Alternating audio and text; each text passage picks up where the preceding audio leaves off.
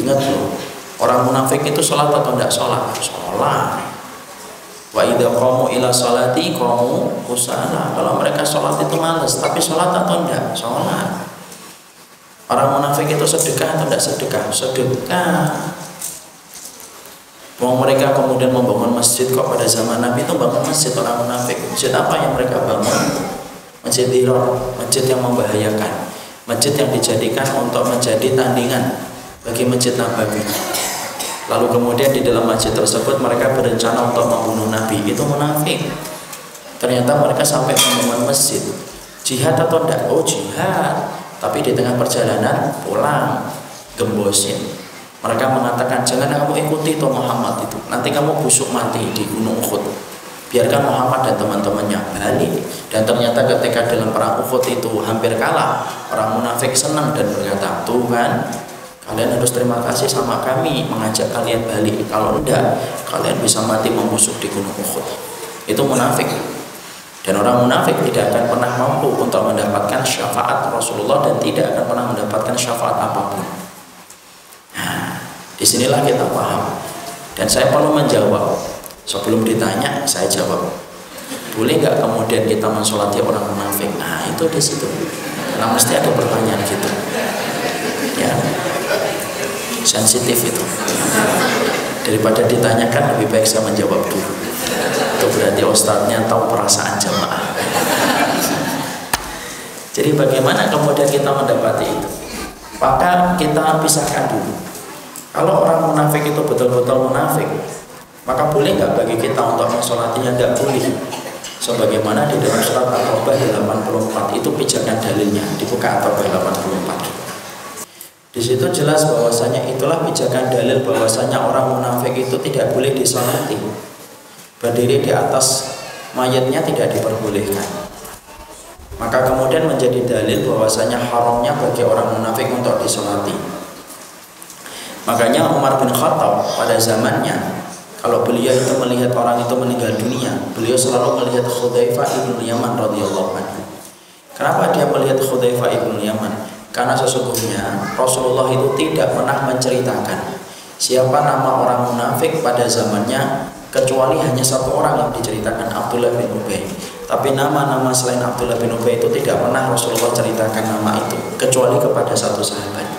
Siapa satu sahabat itu? Satu sahabat itu adalah Hudzaifah ibn Yaman.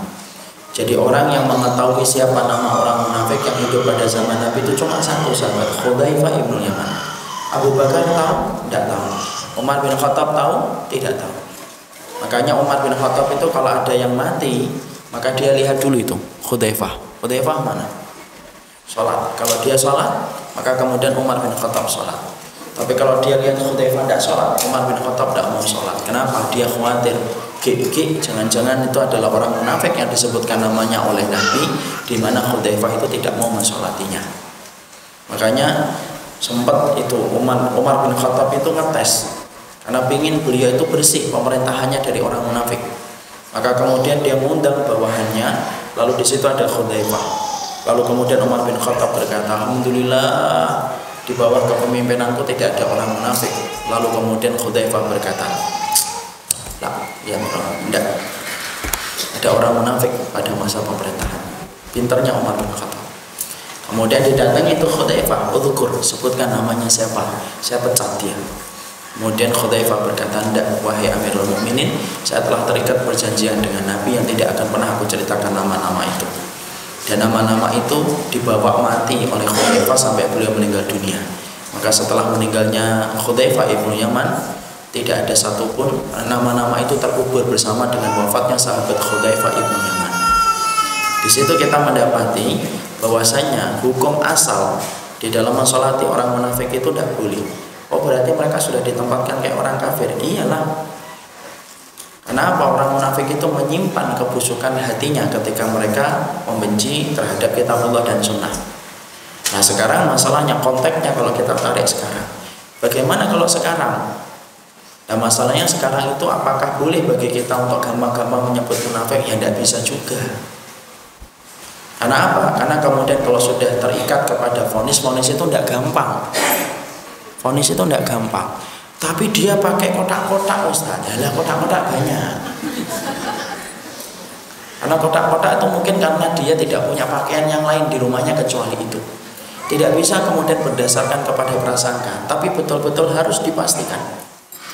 Kalau memang betul bahwasanya ada orang dia menentang Al-Quran, dia menentang sunnah, maka kemudian harus diletakkan dulu dhawabitnya. Dhawabit itu kaidah ketika memvonis itu namanya dhawabit. Makanya orang-orang Khawarij itu tidak pernah pakai dhawabit kalau menetapkan vonis. Ya, Bapak harus paham ya, orang Khawarij itu gampang mengkafirkan, gampang menyesatkan. Itu dua-duanya sama itu. Bisa jadi ada orang yang sedikit-sedikit teriak Khawarij, padahal dia itu Khawarij. Kenapa? Karena sesungguhnya orang-orang Khawarij itu gampang memvonis.